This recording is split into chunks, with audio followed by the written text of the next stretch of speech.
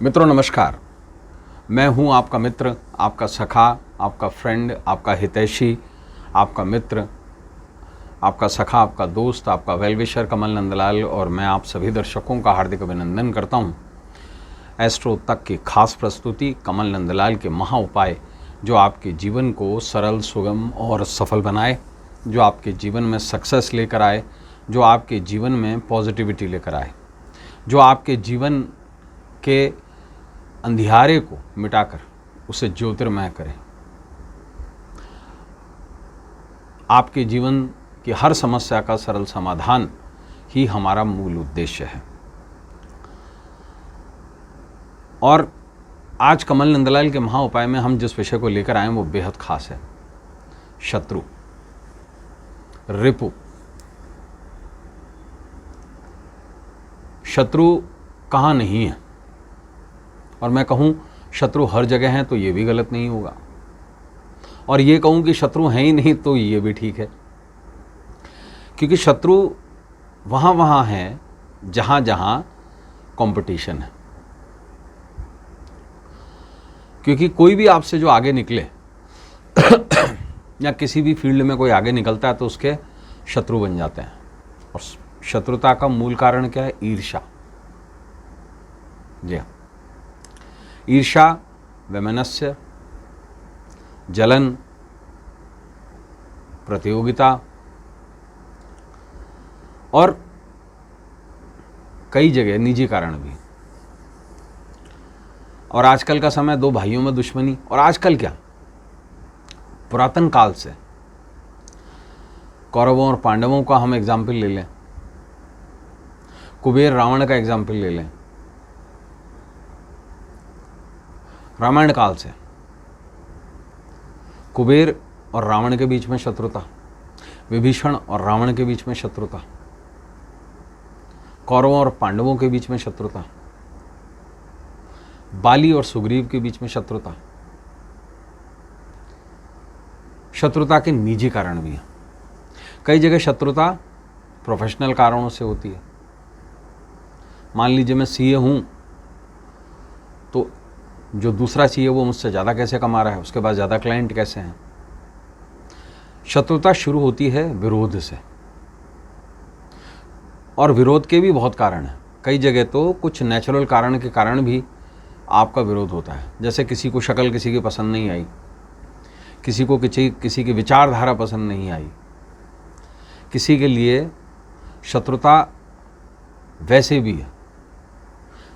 आप ये देखिए कि कुछ ऐसे लोग भी हैं जो हमें पसंद ही नहीं आते, बाय डिफ़ॉल्ट होता है।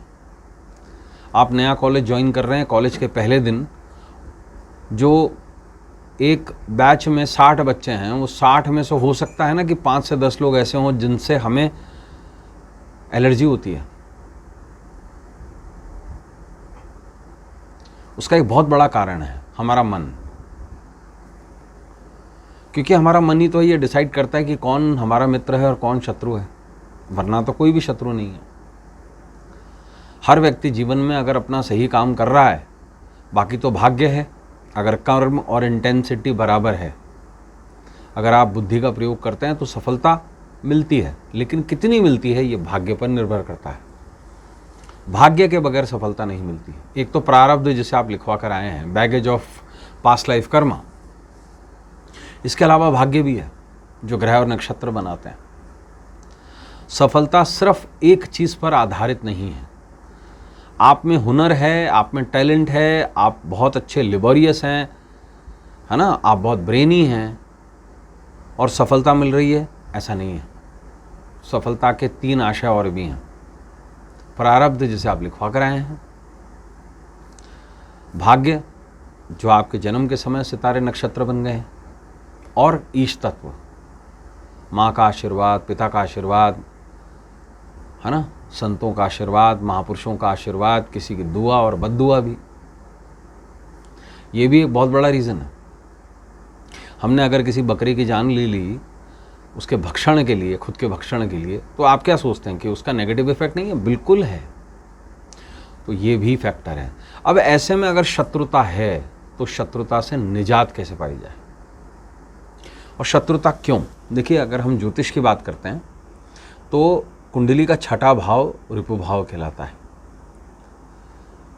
रोग, व्याधि, शत्रु, पीड़ा, वैमनस्य, ये सब छठे भाव से देखे जाते हैं। और छठा भाव का मूलतः छठे भाव का जो नैसर्गिक स्वामी है वो बुध है। और इस भाव में अगर शनि आ जाए तो साहब शत्रु बिल्कुल बैंड बजा देते हैं। राह चलते कोई ऐसा व्यक्ति होगा जो आपसे चिढ़ गया है, बेकारण चिढ़ गया है और वो किसी को चांटा मार देता है। ऐसे कई लोग होते हैं अगर शनि छठे में आ जाए तो। और भाव नंबर छठा अगर अष्टक वर्ग में, समुदाय अष्टक वर्ग में अगर 40 बिंदु के इधर उधर चला जाए तो ऐसे में ये होता है। आप कहीं भी जा रहे होते हैं, वहाँ पर आपका कोई विरोध, कोई मतभेद और अनजाने में हो जाता है। तो ऐसे में क्या ऐसा करें कि शत्रु परेशान करना बंद कर दें। अगर शत्रु करें परेशान तो नील और भोजपत्र का ये करें, ये महा उपाय। जी हाँ, बड़ा सिंपल सा उपाय है। नील, इंडिगो, रंजक, ये जो नील है इसके पीछे की जो पौराणिक हिस्ट्री है वो देवी तारा से संबंधित है। तारा का एक नाम है नील तारा और इसका संबंध छिन्नमस्तिका से भी है, जिन्हें हम शमशाल चांडालिनी कहते हैं, है ना। वज्र वैरोचन है, वैरी को उड़ाने वाली। इसका संबंध चंडिका से भी है, क्योंकि इसकी उत्पत्ति, नील की उत्पत्ति के बारे में बताया जाता है कि शमशान में नील का पौधा सबसे पहले उगा था। इसकी वजह से नील की तंत्र में और शास्त्र में बड़ी इंपॉर्टेंट है। लेकिन ये उजला बना देता है। सफ़ेद कपड़ों में हम नील डालते हैं ना, आपने देखा होगा कैसे उजले हो जाते हैं। तो उस जगह को साफ कर देता है। जितने भी टॉयलेट होते हैं उनके अंदर जो ब्लू हम लिक्विड डालते हैं, किसी भी कंपनी का हो, उसका बेस ही नील है। इसका काम है राहु को उतारना, स्टेन्स को उतारना, शत्रु को उड़ा देना।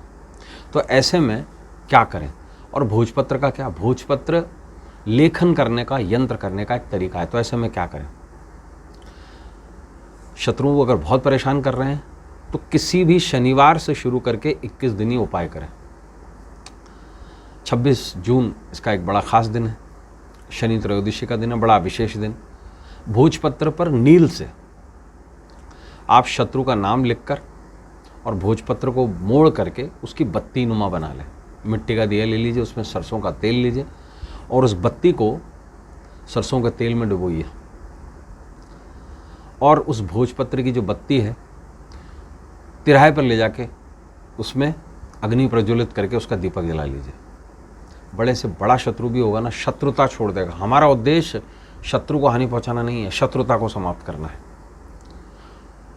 इस उपाय को कीजिए और लाभ लीजिए। तो दोस्तों आज के लिए बस इतना ही। कल आपसे फिर मुलाकात होगी, इजाजत दीजिए। नमस्कार, नमस्ते शिवाय। अगर आप मुझसे जुड़ करके अपनी समस्याओं का समाधान चाहते हैं और चाहते हैं कि आपकी समस्याओं को ज्योतिष के माध्यम से सुलझाया जाए, तो आप हमसे संपर्क कर सकते हैं, जुड़ सकते हैं एस्ट्रो तक पर।